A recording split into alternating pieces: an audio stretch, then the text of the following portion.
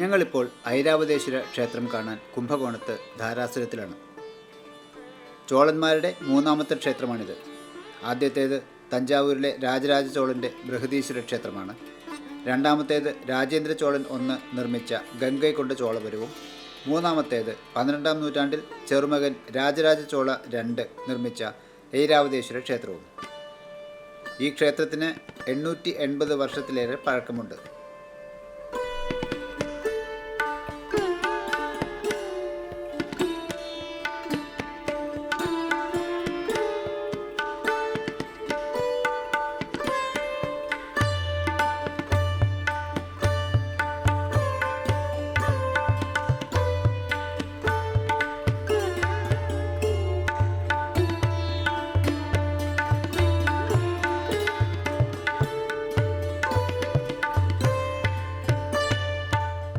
ഈ ക്ഷേത്രത്തിൽ 24 മീറ്റർ ഉയരമുള്ള ഒരു വിമാനമെന്ന് പറഞ്ഞാൽ ദക്ഷിണേന്ത്യയിലെ ഹിന്ദു ക്ഷേത്രങ്ങളിലെ ഗർഭഗൃഹത്തിന് മുകളിലുള്ള ഘടനയാണ്. ഒരു ശിവലിംഗവും ഇതിലുണ്ട്. യുനെസ്കോയുടെ അംഗീകൃത ലോക പൈതൃക സ്മാരകമാണിത്.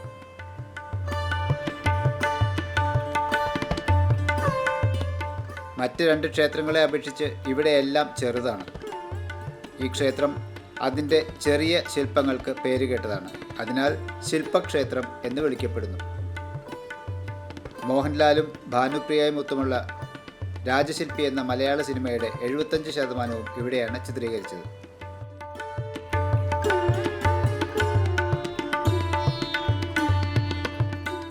ഒരു കാലത്ത് ക്ഷേത്രത്തിൻ്റെ പ്രധാന കവാടമായിരുന്നു ഇത്. ഈ നിർമ്മിതിയുടെ അവശിഷ്ടങ്ങൾക്ക് മുകളിൽ ഒരു 7 നില ഗോപുരമുണ്ടായിരുന്നു. പുറത്തുനിന്നുള്ളവരുടെ ആക്രമണത്തിൽ അവ നശിപ്പിക്കപ്പെട്ടു. പേരിനു പിന്നിലെ ഐതിഹ്യങ്ങളിലൊന്ന് ഇങ്ങനെയാണ്. ഇന്ദ്രദേവന്റെ വെളുത്ത ആനയായ ഐരാവതം ഇന്ദ്രൻ തൻ്റെ മസ്തകത്തിലിട്ട ഋഷി ദുർവാസാവ് സമ്മാനിച്ച മാല ചവിട്ടി കേടുവരുത്തി. ഋഷി ദുർവാസാവ് ഇതിൽ പ്രകോപിതനായി ഇന്ദ്രനെയും ഐരാവതത്തെയും ശപിച്ചു. അങ്ങനെ ഐരാവതത്തിന് വെള്ള നിറം നഷ്ടപ്പെട്ടു. ഐരാവതം വിവിധ ശിവക്ഷേത്രങ്ങളിൽ ശിവനെ ആരാധിക്കുകയും പ്രാർത്ഥിക്കുകയും ചെയ്തു. ഒടുവിൽ ഈ ക്ഷേത്രത്തിലെത്തി. ഐരാവതത്തിൻ്റെ പ്രാർത്ഥനയിൽ ശിവൻ പ്രസാദിക്കുകയും അങ്ങനെ ഐരാവതത്തിന് വെള്ള നിറം തിരികെ ലഭിക്കുകയും ചെയ്തു. ഇവയാണ് സപ്തസ്വര പടികൾ, സംഗീത പടികൾ. ദക്ഷിണേന്ത്യയിൽ ഇത്തരത്തിൽ ഒന്ന് മാത്രമാണ് ഉള്ളത്. ഓരോ ചുവടും 7 സംഗീത സ്വരങ്ങളെ പുറപ്പെടുവിപ്പിക്കുന്നു. ഇതിൽ 10 പടികളുണ്ട്. മുകളിലത്തെ 7 താളപ്പടികളെന്നും താഴെയുള്ള 3 മാതൃപടികളെന്നും അറിയപ്പെടുന്നു. 3 പ്രാഥമിക നിരങ്ങൾ RGB പോലെയുള്ള പ്രാഥമിക പടികളാണ് ഇവ. 2004 വരെ ഇത് പൊതുജനങ്ങൾക്കായി തുറന്നിരുന്നു. സന്ദർശകരിൽ ചിലർ കല്ലുകൾക്ക് കേടുപാടുകൾ വരുത്തുകയും പിന്നീട് കൂടുതൽ കേടുപാടുകൾ സംഭവിക്കാതിരിക്കാൻ ASI archaeological survey of India അധികൃതർ സ്റ്റീൽ കൂടുകൊണ്ട് അടയ്ക്കുകയും ചെയ്തു.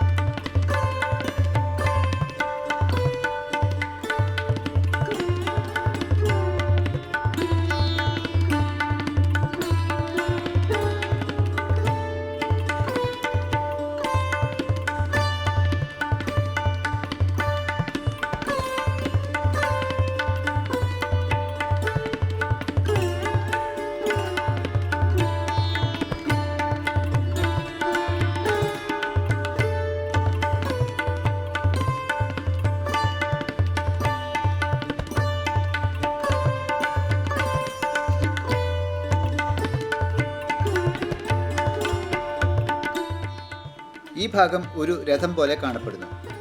ഹംപിയിലും കൊണാർക്കിലും സമാനമായ നിർമ്മാണം കാണാം. കൊണാർക്കിൽ ഇത് ചുണ്ണാമ്പുകല്ലിലാണ് നിർമ്മിച്ചിരിക്കുന്നത്. എന്നാൽ ഇവിടെ അത് ഗ്രാനൈറ്റ് ആണ്. ഒരു വശത്ത് ഓടുന്ന രീതിയിലുള്ള കുതിരയും മറുവശത്ത് ആനയും. കുതിരയുടെ താഴെ ധ്യാനത്തിലിരിക്കുന്ന ഒരു ചെറിയ ബുദ്ധ പ്രതിമയുണ്ട്.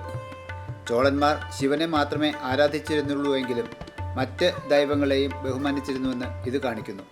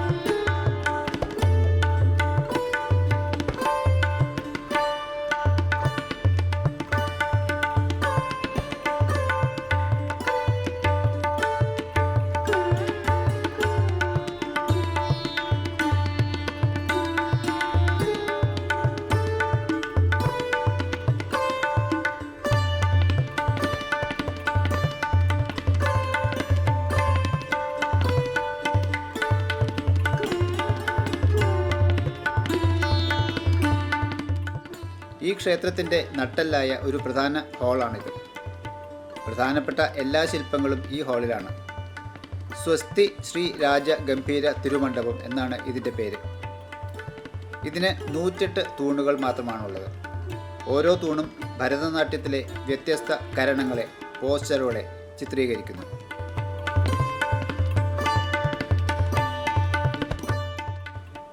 തൂണുകൾ ഒരേ ശൈലിയിലാണ്. എന്നാൽ മൂലകളിലുള്ള 8 തൂണുകൾക്ക് വ്യത്യസ്തമായ ശൈലിയാണ്. ഈ 8 തൂണുകളുടെ ചുവട്ടിൽ വ്യാളി എന്നറിയപ്പെടുന്ന ഒരു മൃഗശില്പവും അതിൽ 7 മൃഗങ്ങളുടെ സംയോജനവും കാണാം. ഗജവ്യാളി എന്നാണ് ഈ മൃഗത്തിൻ്റെ പേര്. മാത്രമല്ല, ഈ മൃഗങ്ങളുടെ ശില്പങ്ങൾ ആണും പെണ്ണും ഇടകലർന്നതാണ്. 7 വ്യാളികളുടെ വാലുകൾ അടഞ്ഞ രൂപത്തിലാണെങ്കിലും ഒരെണ്ണം മാത്രമാണ് തുറന്ന ശൈലിയിലുള്ളത്. തുറന്നിരിക്കുന്നത് ഈ മണ്ഡപത്തിൽ നിന്ന് പുറത്തു കടക്കുന്ന വഴിയെ സൂചിപ്പിക്കുന്നു.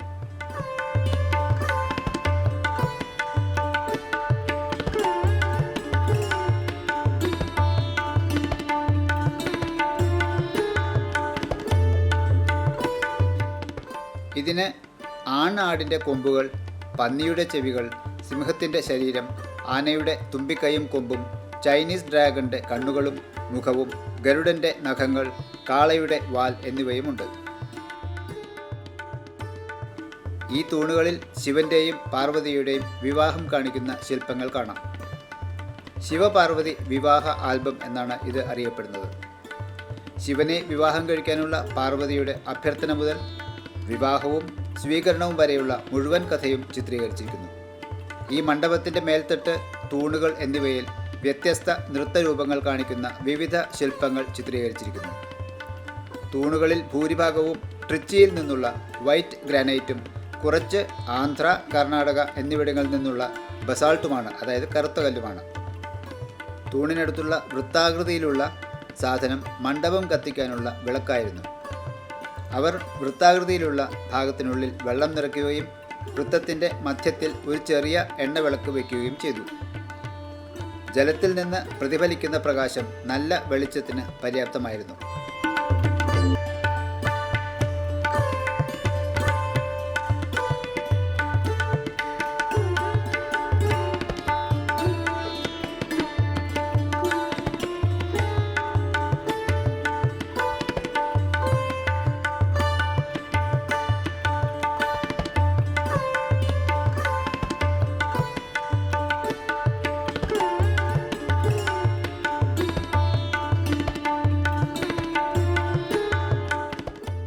ഈ ശില്പത്തിൽ 3 സ്ത്രീകൾ നൃത്തം ചെയ്യുന്നതും അവർക്ക് 4 കാലുകൾ മാത്രമുള്ളതുമായും കാണാം. നിങ്ങൾ ശ്രദ്ധാപൂർവം നിരീക്ഷിച്ചാൽ നിങ്ങൾക്ക് 6 കാലുകൾ കാണാം. അത് ശില്പകലയുടെ വൈദഗ്ധ്യം കാണിക്കുന്നു.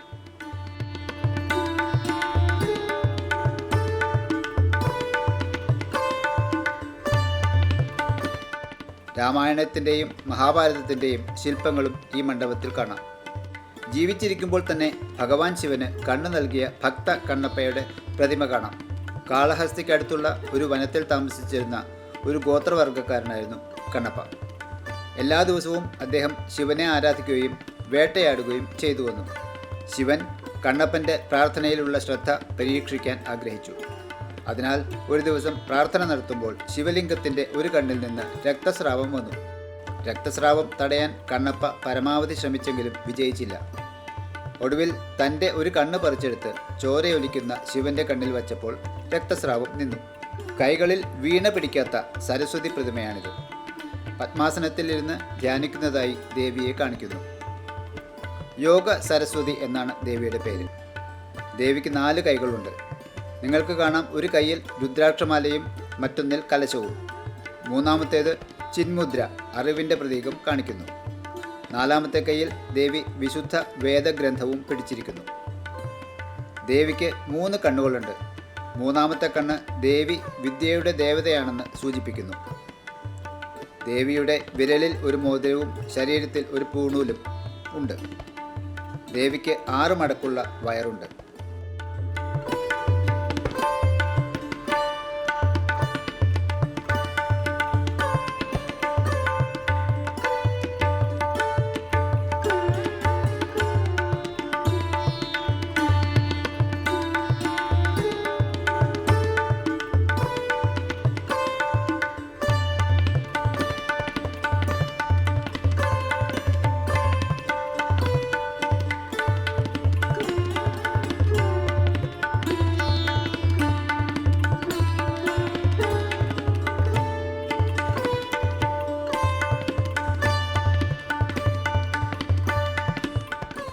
ഈ കാണുന്ന വൃത്തങ്ങളിൽ 4-5 അടി ഉയരമുള്ള എണ്ണവിളക്കുകൾ സ്ഥാപിക്കുമായിരുന്നു.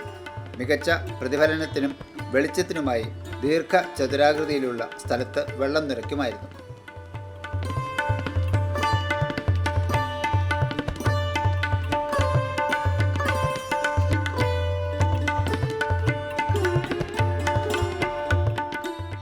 വിദേശികളുടെ ആക്രമണത്തിൽ എല്ലാ നന്ദി ശില്പങ്ങളുടെയും തലയ്ക്ക് കേടുപാടുകൾ സംഭവിച്ചതായി കാണാം.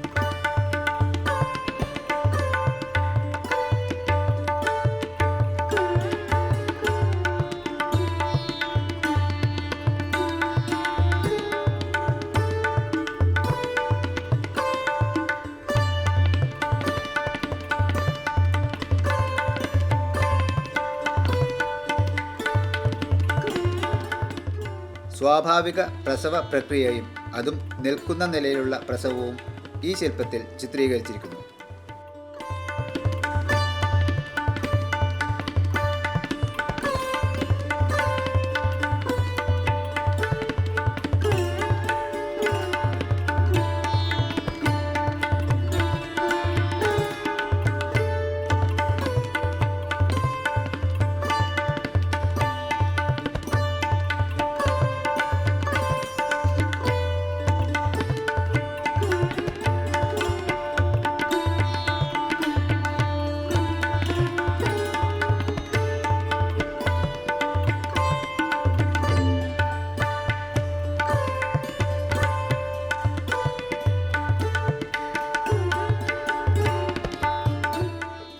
ഇതാണ് കൂവളമരം. മരത്തിൻ്റെ ഫലം ശിവലിംഗം പോലെയാണ്.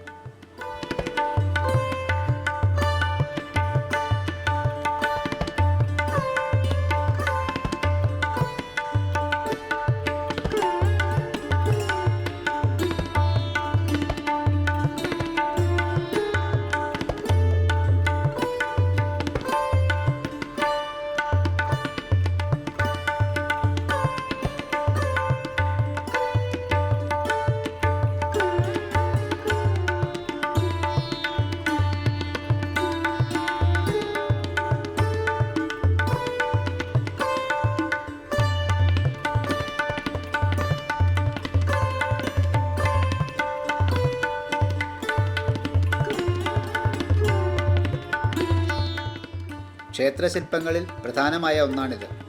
അതിൽ ഒരു തലയും 2 മൃഗങ്ങളും ഉണ്ട്, കാളയും ആനയും. ഋഷഭ കുഞ്ചരം, കാളയും ആനയും എന്നാണ് ഇതിനെ വിളിക്കുന്നത്. കാള ഒരു കർഷകനും ആന രാജാവിനും തുല്യമാണ്. പഴയകാലത്തെ സാധാരണക്കാരനും രാജാവും തമ്മിലുള്ള ഐക്യത്തെ ഇത് കാണിക്കുന്നു.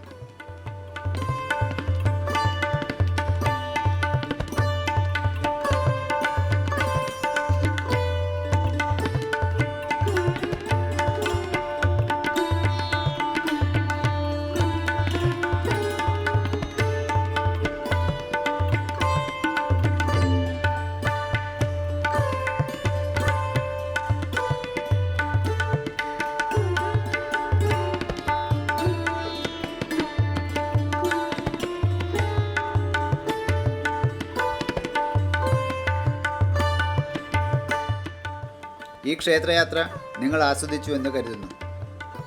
മറ്റൊരു ക്ഷേത്രത്തിൻ്റെ വിശദാംശങ്ങളുമായി നമുക്ക് അടുത്തയാഴ്ച വീണ്ടും തിരിച്ചു വരാം.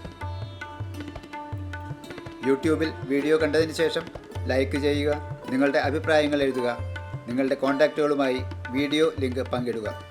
വീണ്ടും കാണാം. നമസ്കാരം.